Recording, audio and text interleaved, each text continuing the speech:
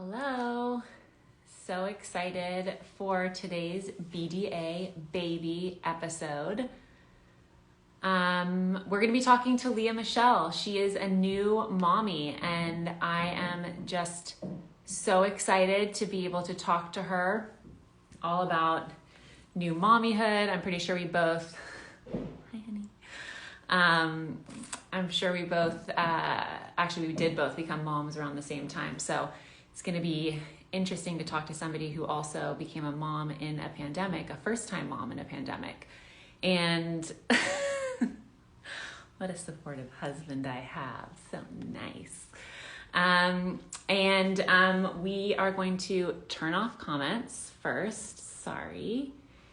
And just going to be present here for that. And I'm really excited. You guys are going to hear pregnancy experience, pandemic pregnancy life, and have Lea come on now, hopefully. Hi!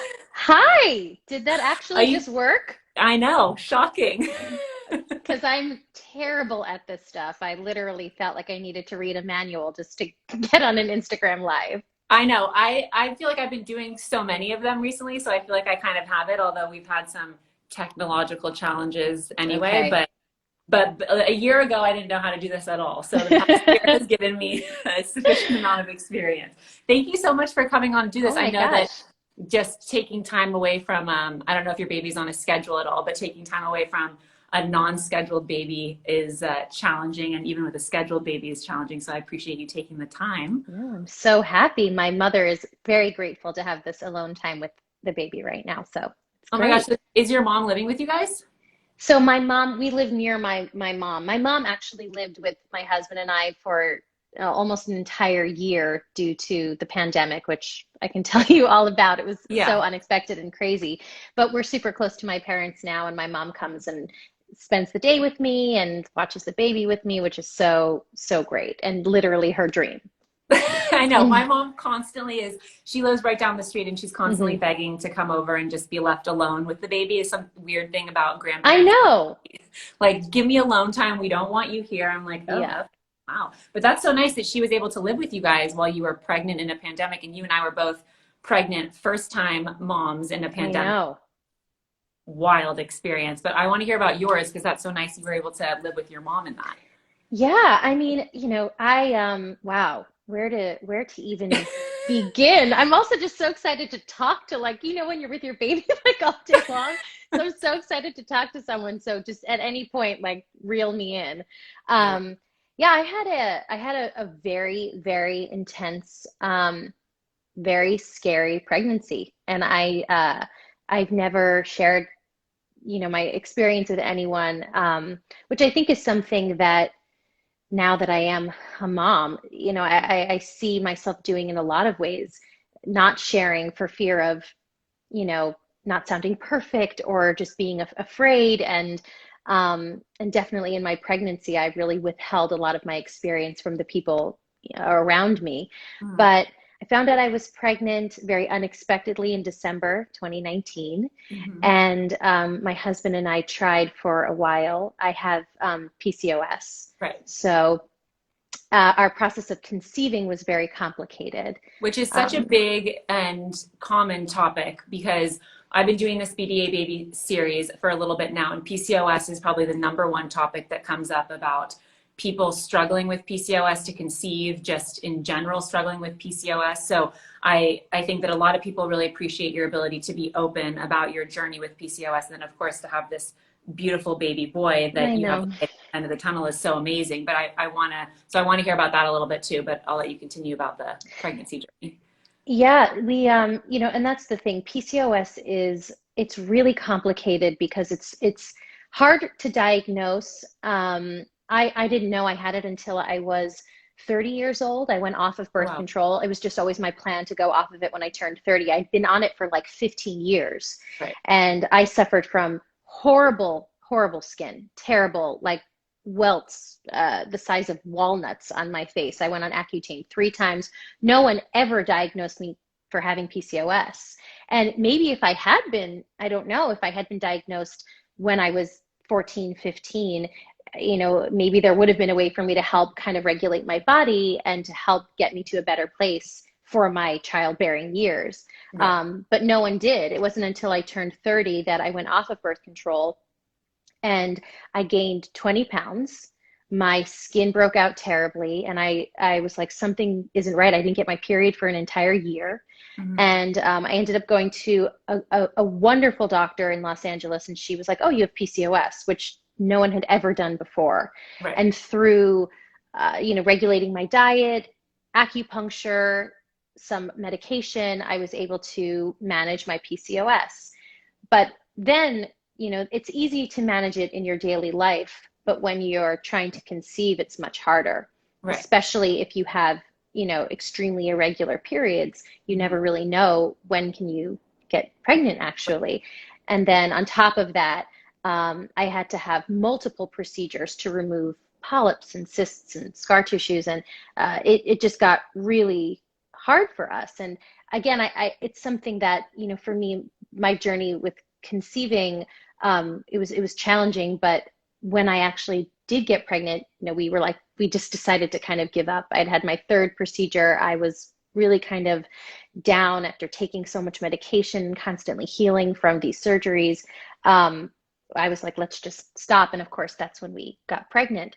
So Isn't that funny that's, the way that works with like, it feels like with I everybody, know. everybody says we're going to take a break from trying to Yep. get pregnant and then poof, it But happens. everything that I had been doing definitely worked. I Right. mean, with taking care of what I needed to medically, plus doing the things that I could do on my own, like acupuncture and my diet. I think all of that combined, it did. Obviously, it worked, Yes. but it was definitely hard to, I know that my journey is definitely, it's definitely a hopeful, it's a good story. I know that women with PCOS try for so long. So I was so grateful. And then I think what was so surprising to me was I figured that the minute peed on a stick and got a plus sign, that everything was just going to be fine now. Right. Whatever you might have experienced in your process of trying to, get pregnant. Then at that point, once you got pregnant, everything would be fine. And for me, it wasn't. I had a very scary pregnancy with a lot of really hard stuff that Mhm. happened throughout the way. Right. And I think that that's, I mean, just going back Hmm. to getting diagnosed with PCOS, it is one of those things. I mean, I feel like we all have other women in our lives who have had PCOS experience. Hmm. Most people know someone who's been diagnosed with PCOS. A lot Hmm. of people have also heard of people getting misdiagnosed with PCOS, Hmm. as it seems like it's one of those things that's thrown out to women a lot of the time, especially if and I was the same way. You're on birth control for 15 years and you go on for a variety of different reasons. If it's skin, painful periods, Hmm. in a relationship, not wanting to get pregnant yet, and then you go off and you kind of expect like, okay, now I can get pregnant and it's really easy. And then you're met with challenges or a diagnosis like PCOS. Hmm. And I think for a lot of people, it's all about how do you handle that diagnosis, which a lot of the time, depending on your doctor, can seem like it's just thrown at you and not really Yeah. given any warning signs or, like um, gentle dialogue on how to Hmm. deal with that. But what was your original initial reaction to being Hmm. diagnosed with PCOS and being told, like, this is something that you're going to deal with? Well, I actually was so relieved when someone was finally like, this explains your years of struggling with acne and irregular periods or painful periods, weight gain and loss. It was so comforting to me. It wasn't until I started trying to have a baby a couple of years later that I started researching that PCOS actually can really affect chances of getting pregnant. And I was like, wait a minute, that was never brought to my attention when I Right. was originally diagnosed. Mm-hmm. And then I got really, really scared because I knew that I had very irregular periods. Mm-hmm. And so I was like, okay, well, I definitely now fall into this category that this could be hard for me. And then it just became more information, just kept building and building and building, going in for an ultrasound and seeing that I had massive amounts of cysts and polyps that I was completely unaware of. I had scar tissue that literally looked like a cork blocking like how I could get pregnant. Wow. And it Mhm. was just, it was definitely a building of information for me that initially, when I was diagnosed, I was, like I said, I was very relieved because I felt like this explained a lot of my confusion over the years of why everything that I tried to help manage all of my symptoms wasn't working. And Right. then when it came time to really trying to have a baby, I realized that it was much more complicated than just something that affects your weight or your skin. Mhm. It's much, much more challenging.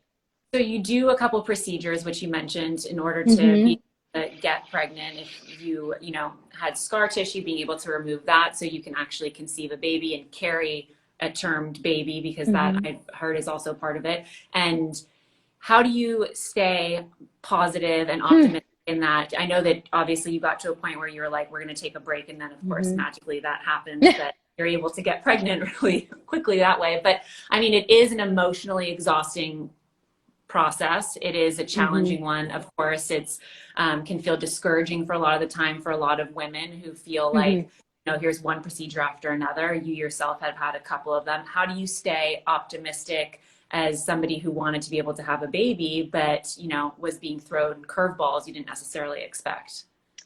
Yeah. I mean, I'm a very goal-oriented person. Right. So every time they would be like, if you do this procedure, then like you're in the clear. And so I would get, okay, like we just have to do this and then everything is going to be fine. And then, you do that one and then it's like, actually, sorry, we didn't get everything we needed to get. We have to go in again. And just as it kept happening one after another, I really kept feeling like maybe this just isn't meant to be for me right now. Maybe maybe this isn't going to happen, which I is something that for me personally, I think was always my biggest fear in my entire life, that I wouldn't be able to become a mom. It's what I've wanted more than anything. Hmm. And emotionally, it just started to build and build. And then on top of that, as a working woman, I have to continue to do my job. And what I do has to put me in front of a camera.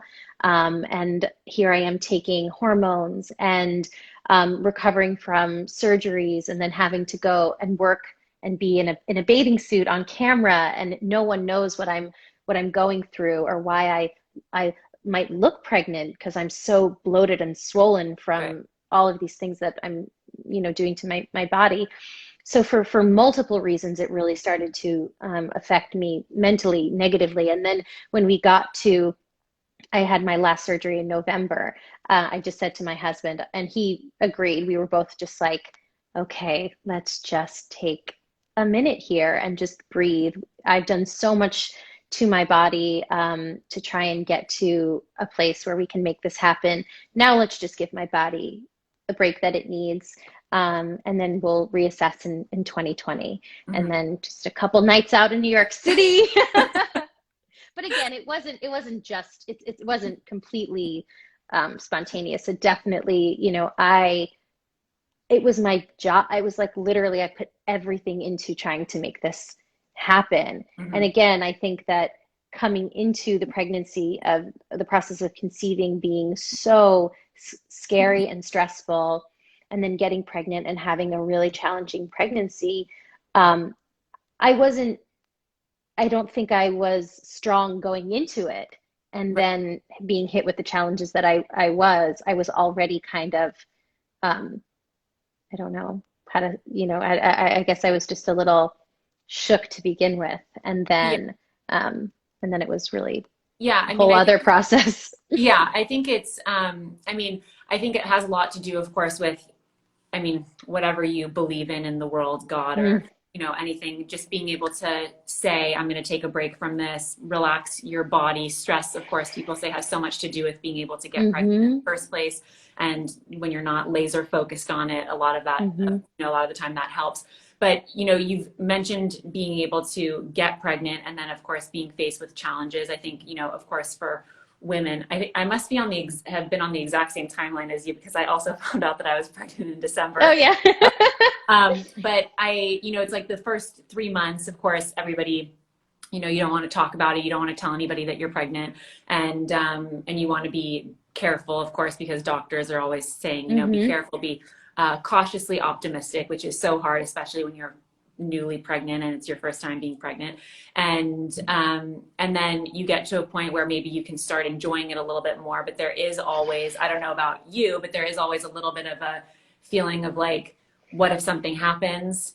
What am I going to do if something happens? I want to get excited, but I don't want to get too excited if something Hmm. happens. And then on top of it, you were experiencing harder challenges than just that, right? Oh yeah. So the moment that I allowed myself to just breathe and realize that everything was going to be okay was the minute they handed me my baby. Like it Right. literally, and Exactly. so I found out I was pregnant and I had the most blissful uh 72 hours of my life. It was literally, I was floating around New York City listening to every, beautiful song that I imagined I would sing and listen to with my baby. And I was there performing, and shortly, right before walking onto stage to have to perform for a large group of people, I started bleeding terribly, horribly. And I'm backstage. No one knows except for my husband that I'm pregnant. I had to tell my mom I was pregnant, like in the bathroom. Oh my God. Um, and so that lasted my entire first trimester. I Wow. experienced very heavy bleeding, some which was scary to the point that I had to, we rushed in the middle of the night to the hospital. Um, and probably every other day, we were certain that this time was definitely it. Right. And I was put on an extreme amount of medication, Hmm. progesterone, to help, sustain this pregnancy. And I was put on bed rest for my whole first trimester. Wow. So that was That's a just lot. horrible. It was Yeah. absolutely, absolutely horrible. Um, I thought it was the most scared I would ever be in my life until things got even more complicated. Oh my But gosh. luckily, that subsided within the first trimester, so we were in the clear. And then, as you know, you get to your 20-week appointment, which is a Hmm. really, detailed anatomy scan, Hmm. and we had a lot of potential red flag markers come up during that appointment. And what I found so interesting is like no one told me about this. None Right. of my none of my True. girlfriends, no one talks about this stuff. All I heard was you're going to go to this appointment and you're going to get an amazing 3D picture of your Right. baby. So I'm going there. It was now we're in the pandemic. It was March. I Right. believe it was March, Yeah. because I do remember going in with the, you know, all masked up and Yeah. everything. And I had to go alone because my Hmm. husband wasn't allowed to come with me. Hmm. And we got this terrible news. And so now, or I wouldn't, yes, it was terrible, but it was extremely, again, being placed back into the place of uncertainty, Hmm. which I was in my entire first trimester. And now here we are again, of just being like, we don't know if this is going to last. And now you're at a point in your pregnancy where you're showing and you can feel the baby move. Hmm. And so you're like, wait a minute, this just doesn't make sense. Like how what are you saying right now? And so in the midst of the pandemic, I was taken in for multiple fetal MRIs and echoes, and going into all of the major hospitals in the midst of the height of COVID, which was Hmm. really, really scary. Yeah. Um, and it was, I would say, again, I didn't share with anyone what I was going through. I finally announced I was pregnant, um, and I still was uncertain if the pregnancy was going to last, but I just one day I woke up. Oh my God, I'm gonna cry. I just woke up and I was like, I just, I just want to be a mom right now. Like Right. I want this time.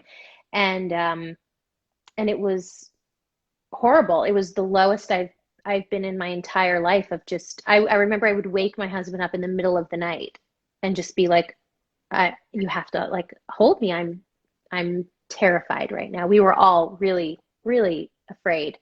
Um, Well, you're helpless in that state, of course, because no matter how healthy you eat, how yeah. you are, how calm you are, how There's nothing you can do. nothing you can do. And you're Right. really at the mercy of what someone with an ultrasound machine is Yeah. telling you for your baby. And especially going into your 20-week scan, feeling like Hmm.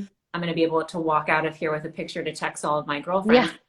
You're in COVID and Hmm. you want to be able to show a picture to your husband who can't come to an appointment with you. And then you're Hmm. in there by yourself and you're being told all of these things as a first time mom, Hmm. um, which I think just pregnancy overall, there's so many things that you're told that you're just like, wait, how am I supposed to deal with that? What does that Right. mean? I'm alone in this. Who also has this experience? And of course, to have the information told to you that you had, Hmm. and then to feel this sense of hopelessness and fear that you don't know what's going to happen because as you said, Hmm. you only really feel like, okay, this is for sure when they put Right. that baby on your Right. chest and show that baby to you, which is just Yeah. It's crazy. it's unbelievable. And if, I definitely unexpectedly like started to have these emotional, I don't know if you experienced this, but these feelings of like, am I going to be a good mom? Like, Yeah. you just start having those moments of self-doubt. And then when your body, you blame it on your body. You're like, oh, well, my body is failing me here. I must have Mhm. done something to make this happen to my baby. Just so many emotions flood in about, that this is your fault and you did this. So dealing with that at the same time was very challenging. And listen, the luckily following a very, very painful amnio, we were given the most incredible news that the baby was, healthy and that everything was going to be okay. But it happened very late. That came very late into the process of my pregnancy. And I had, I think maybe towards the end, just 2 months.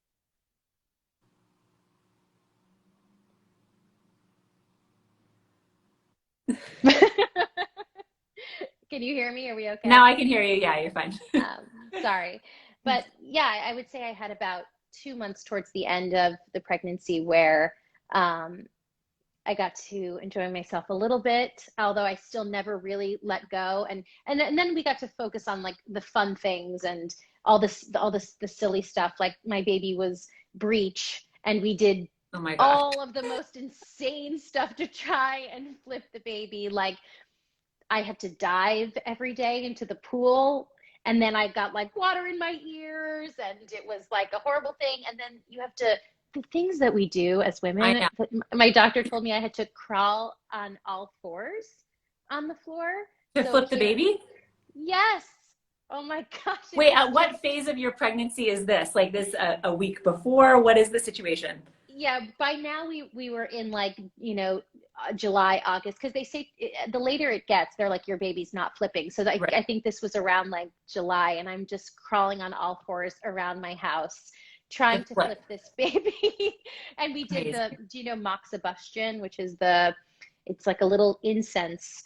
And this is real. My wonderful, amazing OB, Dr. Michelle Hakaka, in Los Angeles, she said, so you have to do this thing, moxibustion, where you take a little piece of what looks like incense and you blow the smoke onto your pinky toe on your foot, and that somehow that will flip the baby. This is like a real I love medical. hearing all of these little Oh, tips and tricks. I love it. I think there's I mean, listen, they've been around for so right. long, all of these tips and tricks. And so when I was also trying to right before my daughter was born, it's like people were like, have this labor salad, have this tea, Uh-huh. do this, do that. And it's just like, you try all the things at some point because it's just Yeah. like you want to meet your baby finally at the end and you Well, get comfortable.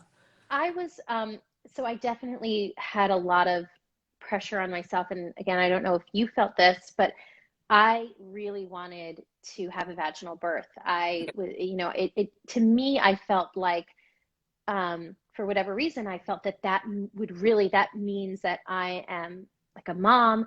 And also, I felt so, weak and helpless during my pregnancy and scared and just a version of myself that I just don't ever like. It was just horrible. And I felt that if I could have the experience of having a vaginal birth, that I could show my strength, that Right. here I could really, like the strength that, and of course I had strength all along because I got through it, but I felt that it had to end with that for whatever reason. And coming close to, my due date, my doctor was like, this baby is not, going to flip. And I started having contractions. And so we realized that a C-section was definitely in my future. And I really felt that, we need to talk more about C-sections. Right. And I got a pamphlet from my hospital to, prepare for labor. And this is real. They gave me 62 pages on everything their hospital offers when it comes to a vaginal birth. To the point where I at can one get that. at one point in the pamphlet there was I mean, maybe it wasn't 62. I honestly, I think it was I in mean, I didn't do actuality. anything. I think it was in actuality, it was 40, in the 40s. And one page was like a Candyland description of what your beautiful journey with your birth is going to be. You're going to start out in phase one of your labor. And I'm like, okay, but can I have the pen? Can I have the packet, please, for a C-section? Because this is a major surgery, and it's looking like that's going to be my journey.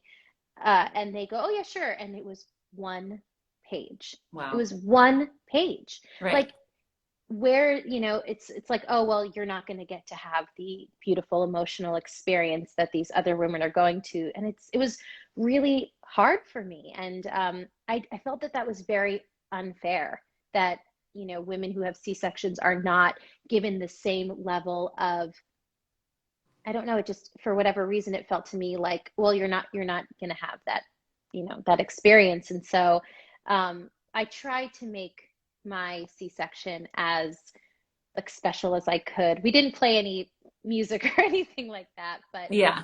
I made sure that they knew that I wanted to, hold the baby immediately right away, and do what I could to make it, a process um, that felt good to me. But Yeah. again, I just found, and they don't tell you also, like the healing and everything afterwards. Yeah.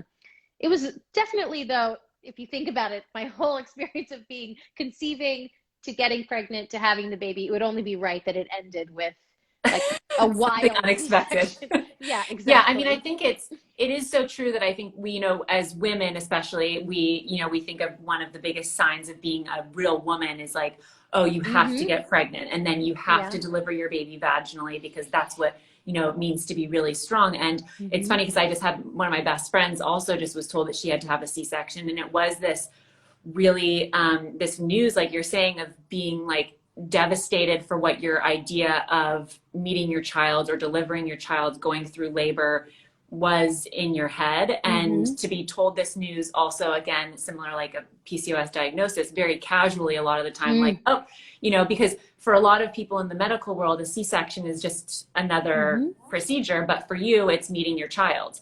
Yeah. And so there is, if it's a one sheet piece of paper that's handed to you, or it's, a one line statement of like, when do you want to make your appointment for your C-section to come in? Mm-hmm. And that's that. It's an adjustment of what your expectation was for meeting your baby and for going Mm-hmm. through becoming a mom. And then on top of it, of course, it is a major surgery. So it's Yeah. just it's such a different, and it has a whole other flood of emotions, of course, and Mm-hmm. things that come with that. And your healing is totally different than a vaginal birth, which is, but I agree that it's not something that we talk about or maybe make to seem as heroic as Mm-hmm. a vaginal birth. Is like if you hear about a woman doing a vaginal birth, you're like, wow, you're a real, true Yeah. hero. And then a C-section, you're like, oh, you went in for a Mm. surgery. Well, it's the same thing like the debate I feel between formula and breastfeeding. Yeah, I Totally. feel Yeah. that, when you hear that a woman is breastfeeding, or how long are you breastfeeding for, you're still breastfeeding, it's like, wow, you're praised. But if a woman is giving their child formula, it's suddenly like, oh, well, you're just looking for the easy way out here. Right. And it's just all such, it's so it's unfair. And a lot of it too, like I also put a lot of the personal pressure on myself because I had an image of what it was going to be Hmm. like, and it wasn't, but that's what my entire pregnancy was. I had an image of what everything was going to be like, and it wasn't. But Yeah. that's what, for me, I relied on my faith more than I ever have in my whole life. Hmm. And it bonded my husband and I in a way that, you don't ever want to have to go through something like that. But the minute we had our son and we looked at him, I know that the experience truly, it changed me in a way that I can never explain. And then seeing him and seeing his face, um, it's, as you know, it's unexplainable. That Yeah. that feeling, that moment. Ugh. Yeah, I know it is. It's truly insane and changes you to your core, of course. And Hmm. I think to be able to look back and reflect on your pregnancy and see that it was filled with so many unknowns, and then of course resulting in the beautiful birth of your son, but to look back and say like, okay, nothing really went as I had planned. Mm-hmm. And there are a lot of women, of course, you, in addition to that, have being in a pandemic and Mm-hmm.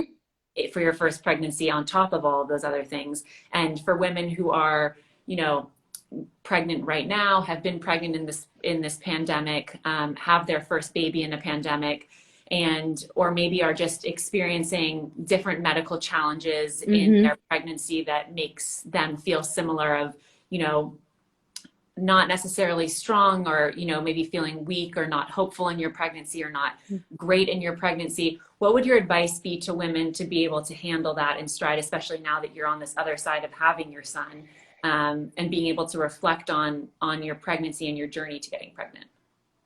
Wow. I just think that we as women, whether you are a woman who's trying to get pregnant and might be having complications, or someone who can get pregnant like that, whether Mm-hmm. you're a mom of 1 or 10, the the strength that we have as women, whether or not you feel like it's there, it's really, it's there. And I didn't know it existed within me. Um, and like I said, I wouldn't ever wish that experience on anyone, but for me, it really did help me to acknowledge that within me. And I think that we need to give ourselves a lot more credit, because the process of trying to get pregnant in and of itself, um, for many is so incredibly challenging and hard and emotional. And we have to realize that how strong we really are. And Mm-hmm. also, I do regret not leaning on more people. I kept everything within me. I didn't tell anyone what was going on. And that was really isolating. So I would say to lean on those around you as much as you can, because whether or not they can understand, we just have to support one another. Yeah, I think that that's so true. And I think especially hearing, you going through your journey of, having bleeding in the beginning, which a Hmm. lot of women experience. And it's such a devastating and Right. confusing thing, because you can have an experience where you're bleeding and things go well, and you can have an experience Hmm. where they don't go so well. And it's, And right. yeah, and it's confusing and it's so hard. And, especially with doctors saying, let's just wait a little bit. It's like, Mm. it will drive you crazy. And I know a lot of my friends have had experiences like that. But to be able to know that you were going on a stage that night and quietly dealing with, you know, procedures that you had to try and Hmm. be able to get pregnant privately, obviously the bleeding and those challenges privately, it's really hard. And I think it's such an amazing thing for you to be able to say that you want to be open about your journey, because I think your goal with this is, of course, to make someone else feel less alone in their journey. Hmm. That Yeah. you experienced it, you went through it, you of course have a beautiful outcome with it, with being a mom now. And also that there are a lot of people who deal with this very quietly. And I think Hmm. it's even more reason, if this year hasn't been enough reason, to show us all the importance of treating each other with kindness, because we don't know what someone is going through or Right. experiencing And behind. that's the thing also with like social media, which, it can be used for many great ways, but also, I've always been someone who's afraid, definitely, of showing any flaws. And it's something that, it's, I don't think that that's a positive attribute. But the problem with social media is people say, oh, you're announcing your pregnancy and it's beautiful and you're wearing a beautiful dress and everything looks great. But that was one of the hardest days of my life, because I was like, well, I'm going to just let everyone know I'm pregnant, but this probably isn't going to work out. Mm-hmm. So, there's that sense of vulnerability for me that's always been very challenging. But when you become a mom, you're really just stripped down to your core. And my little baby is such a fighter. He really was a fighter. And I remember the minute I held him, the first thing I said to him, I was like, you did so good. Like, oh my gosh, you did it. Like, you did so good. Because it was so much of his strength. Right. I know. That's so amazing. I love that. I think it's such a beautiful story of being able to, go through the highs and lows of Hmm. becoming pregnant, of being pregnant in a pandemic. I mean, we didn't even talk about the fact you live with your mom, which is like I know. such an It was amazing. wild, so wild. I mean, she came out to be with us in early on in the pregnancy, because I was experiencing so many Right. complications.